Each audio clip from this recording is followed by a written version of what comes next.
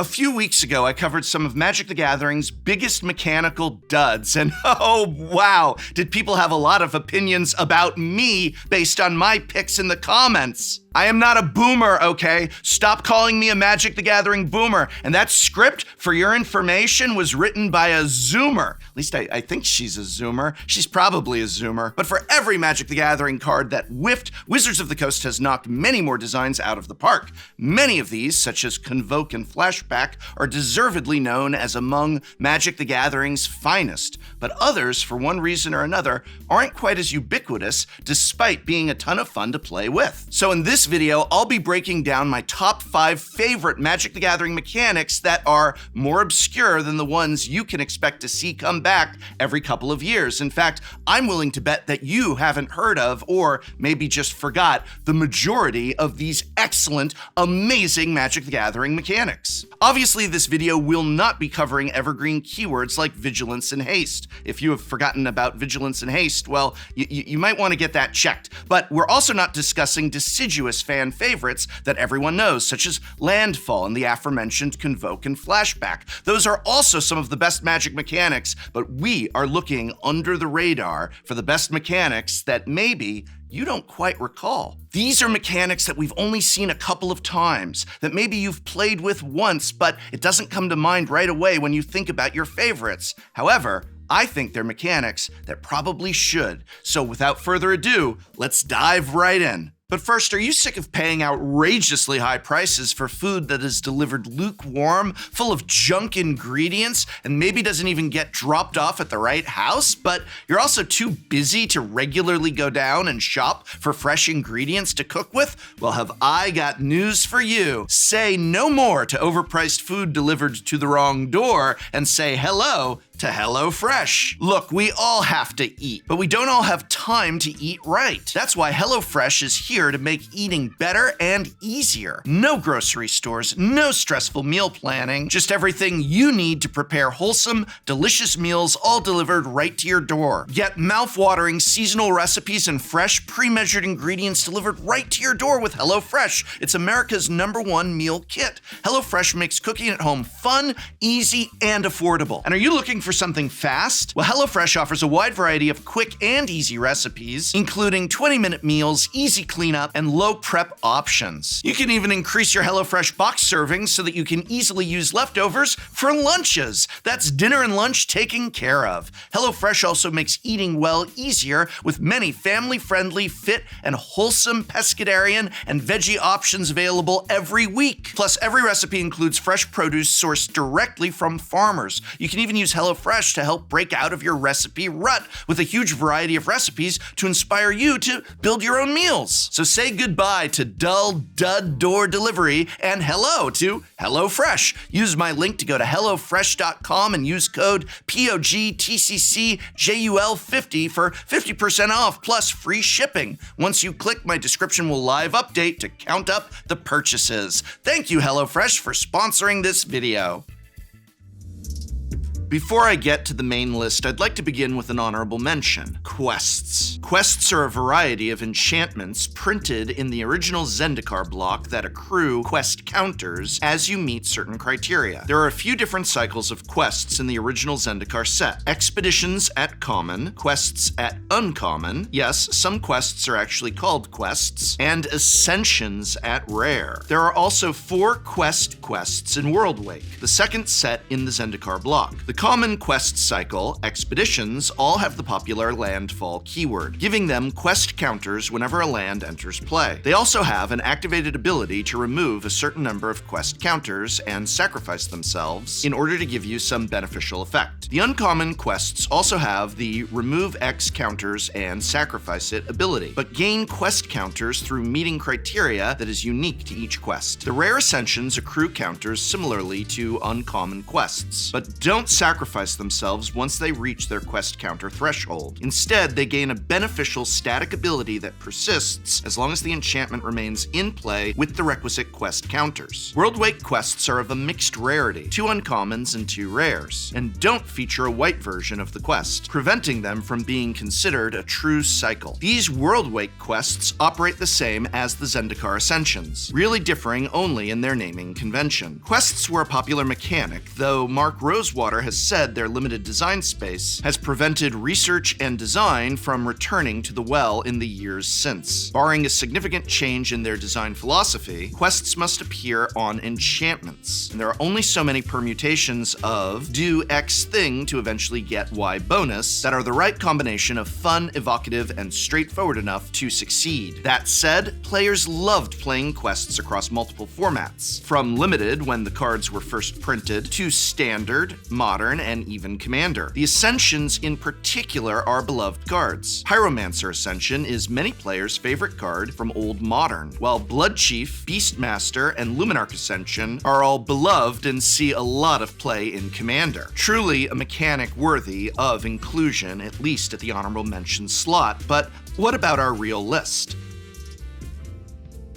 Starting at number 5 on the list is a very fun mechanic that R&D has been reluctant to bring back in recent sets: Buyback. Aside from a single exception on a Mystery Booster test card, Buyback only appears on instants and sorceries. The keyword is one of the many varieties of the kicker mechanic, where a spell does one thing, but if you pay extra mana, you get an additional effect. In the case of Buyback, that additional effect is always put this card back into your hand after it resolves, meaning you can cast it over and over and over again ad nauseum if you have the resources necessary to do so. And of course, if the spell never gets countered. Buyback cards are built in endgame engines that are almost always better to hold on to until you can cast them for their buyback cost. Cards like Capsize and Forbid are devastating interaction spells when you cast them over and over again in the late game, while Reiterate and Haze of Rage are phenomenal payoffs for Red Storm decks. Constant Mists is an awesome repeatable protection spell when combined with a Crucible of Worlds in a Commander Lands Matter deck. Walk the Eons also loves getting paired with a Crucible effect, and even grants you infinite turns if you have an Azusa lost but seeking on the battlefield. There is one blight on the good name of Buyback, a cautionary tale for any new card designer at Wizards of the Coast. Sprout Swarm is an unassuming common from Future Sight that is widely known as one of the most broken limited cards of all time. Sprout Swarm costs 2 mana up front to make a 1/1 Saproling token at instant speed. It also had Buyback, of course, at the steep price of 3 extra generic mana. All of that alone, though, isn't enough to make this card broken. Sprout Swarm had an additional keyword: Convoke. Convoke meant that you could not only use the Saproling tokens you make to help pay for future Sprout Swarms that you would cast, but you could also use them to pay for the card's buyback cost. That meant once you've compiled enough Saproling tokens, you could make an endless army of 1/1 plants that grows exponentially faster and faster over the course of the game. And because Sprout Swarm was a common, it wasn't hard to find copies of the card going around the table to snag a couple for your own deck. I guess it's no wonder Gavin decided not to reprint this card in Time Spiral Remastered. Plus 5 points to Verhi. While Sprout Swarm may have led to miserable gameplay in Future Sight drafts, let it not tarnish the buyback mechanic, which still remains one of Magic the Gathering's all-time bests.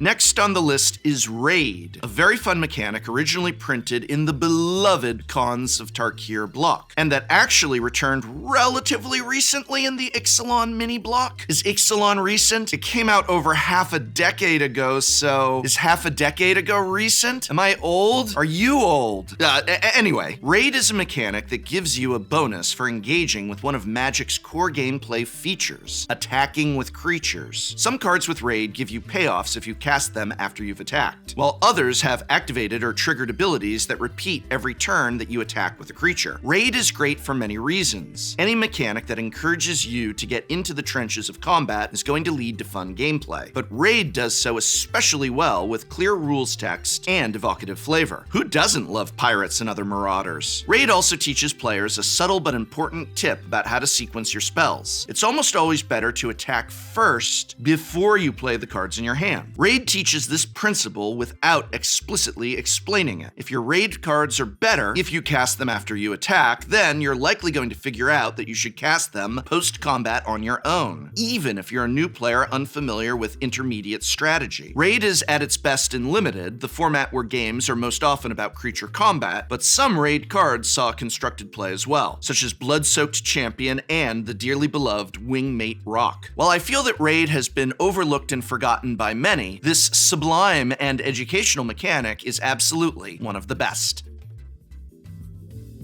Number 3 on the list is another limited all-star that leads to fun gameplay and also features a few standouts that broke into constructed play. Surge, not to be confused with Surge, one of the co-hosts of North 100, the awesome Canadian Highlander gameplay show that you should absolutely go watch, link in the description, but rather Surge the mechanic. Surge is a mechanic from Oath of the Gatewatch that rewards you for casting 2 or more spells in the same turn. If the Surge card is not the first spell you played this turn, you can cast the spell for its reduced Surge cost. A few cards with Surge also give you an additional bonus effect if they're cast for their Surge cost, further incentivizing you to sequence these cards in the correct order. Surge is especially fun in formats where you have a teammate, specifically Two-Headed Giant, because it counts whether or not it is the first spell you or your teammate played this turn, making it extra spicy there. So why are Surge cards so much fun? For the simple reason that casting multiple spells in a turn is fun. Reckless Bushwhacker is a pioneer staple, a devastating follow-up to a few Burning Tree Emissaries cast in a row. If you cast 4 Burning Tree Emissaries in the same turn, then cast Reckless Bushwhacker for its Surge cost, you can attack for a whopping 14 damage as early as turn 2, and I don't care what they say, Pioneer is a fun format. Crush of Tentacles hasn't seen much play since Standard, but the card remains an exciting and powerful board wipe in the right shell. Combine it with Tamiyo, Collector of Tales, for a repeatable way to reset to the board. With 9 mana in play, simply cast Tamiyo, activate her -3 ability to pick up Crush of Tentacles from your graveyard, then cast Crush for its Surge cost to reset the board again, bouncing Tamiyo back to your hand to repeat the process again whenever you need to handle your opponent's battlefield. When first printed, the Surge mechanic was restricted to Izzet colors, but there's no inherent mechanical reason why that would need to be true for future instances of the keyword. The Surge design space is quite large, as the keyword can go on cards of all types, and the potential payoffs are virtually limitless. Mark Rosewater has said that we're likely to see the mechanic again, perhaps multiple times. I wish there was more to say about Surge, but very few Surge cards actually exist. Only 11 cards with the keyword have ever been printed. Despite the mechanic being more than 7 years old now, oh my god, 7 years ago was Oath of the Gatewatch 7? How's a video about the best Magic the Gathering mechanics making me feel so old? Anyway, R&D hasn't revisited the mechanic since its first appearance all those years ago, but given that it's a keyword that's both fun and easy to reprint, I would not be surprised to see Surge show up again within the next year or two. Again, I'm talking about the mechanic. Surge of Loading Ready Run shows up every other week on North 100, the Canadian Highlander gameplay show you should absolutely go watch. I think he also shows up whenever there's good coffee brewing.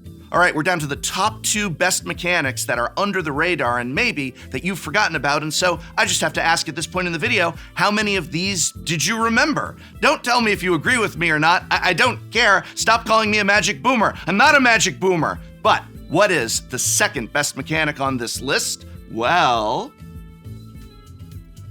the second best under-the-radar keyword of all time is Rebound. First introduced in Rise of the Eldrazi, Rebound is a keyword that appears on instants and sorceries. When you cast a spell with Rebound from your hand, you exile the spell as it resolves. Then at the beginning of your next upkeep, you may cast it a second time from exile for free. Rebound was one of the most popular mechanics in original Zendikar block alongside Landfall, and it was no surprise that it was brought back for Dragons of Tarkir. Much like Buyback, Rebound is a fan favorite because players love getting to cast their spells additional times. The timing restriction on Rebound makes for an interesting design quirk, as the spells have to be good when cast at the beginning of your upkeep. This quirk can make the same card do very different things depending on whether it's the first instance of the spell or the Rebound version. A card like Virulent Swipe, for instance, is a lot of fun to play with. Cast it the first time as a combat trick to surprise your opponent with a suddenly dangerous Death Touch blocker, then untap and cast it again on another creature to turn turn it into a more powerful attacker for a turn that your opponent will be reluctant to block. Stagger Shock is another popular example of this flexibility. The 3-mana removal spell can clear 2 2-toughness creatures over 2 turn cycles. Kill a creature and then go upstairs for 2 bonus damage, or even surprise your opponent at the end of turn for a total of 4 damage to the face. One of the most successful examples of Rebound is Ephemerate, a 1-mana white instant from Modern Horizons. Ephemerate is awesome. For 1 mana, you may flicker a creature you control at instant speed, saving it from a removal spell or triggering its enter the battlefield effect again. And of course, on your next upkeep, do it again, triggering an additional enters the battlefield effect. Pair Ephemerate with a creature that draws a card on entering the battlefield to draw 2 cards for just 1 mana, or loop it with Eternal Witness, Archaeomancer, or any other creature that can return an instant from your graveyard to your hand. Ephemerate is also an excellent way to abuse the Evoke mechanic, best demonstrated by the instance interaction with the Modern Horizons 2 elemental incarnations. Evoke a Grief for 0 mana, take a card out of your opponent's hand, then Ephemerate your Grief before the Evoke self-sacrifice trigger resolves, taking another card out of their hand. On your upkeep, cast Ephemerate on your Grief again, stripping a 3rd card from their hand. Ephemerate is one of the most universally enjoyed cards to have come out of the otherwise highly polarizing Modern Horizons sets, and is a prime example of the Rebound mechanic at its absolute best. But above all of these stands one mechanic that you probably don't recall that I think is incredible, and I hope very much comes back someday. That number 1 mechanic? The number 1 best underappreciated mechanic is Emerge. Do you remember what it does? I'm willing to bet the majority of you do not. Well, Emerge is a cost reduction mechanic that has only been printed in 1 set, Eldritch Moon. You may cast a creature with Emerge for its alternate Emerge cost by sacrificing a creature and then reducing the Emerge cost by the mana value of the sacrificed creature. So, for example, if you sacrifice a Wind Drake to a Distended Mindbender's Emerge cost, the Mindbender costs 2 generic and 2 black mana to cast. You can therefore only reduce the generic mana requirement on Emerge cards. You'll always have to pay at least the colored mana in the creature's Emerge cost. That said, you don't have to cast Emerge creatures for their Emerge cost. You are more than welcome to pay the full retail for the creature, and you'll still get whatever abilities the creature has. Emerge was initially designed as a twist on the incredibly popular ninjutsu mechanic, and it's easy to see the similarities. The creature you return to your hand to ninjutsu your ninja into play serves a similar function to the creature you sacrifice to Emerge. However, unlike with ninjutsu, which isn't a casting cost, when you play a creature for its Emerge cost, you are still casting it. By and large, players loved Emerge. Sacrificing your own creatures is a popular gameplay feature among many players, and it's especially exciting when R&D is able to pull that off outside of a more traditional Aristocrats theme. The most popular Emerge card is Elder Deep Fiend, a big Eldrazi octopus with flash that taps down 4 of your opponent's permanents for a turn. If you cast it on your opponent's upkeep and tap down their lands, you've effectively time-walked them while putting a noodly 5/6 into play. When it was introduced, the Emerged mechanic only appeared on part Eldrazi hybrids, and given that Eldrazi are apparently no more, it would certainly be a challenge to reintroduce Emerge into a standard set. But there's actually no flavor reason why the keyword can't be put on a different creature type. Maybe it can feature on spirits that are leaving the bodies of the creatures they haunted. Or perhaps the keyword can return in a set featuring parasites that burst from their hosts' chests. Say, are we getting an Alien Universes Beyond set anytime soon? Do you kids remember that movie, Alien? It came out in 1979. Did you see it in the theaters? If so, then you're older than I am, because I was born in 1979. I feel young again. This video left me feeling young.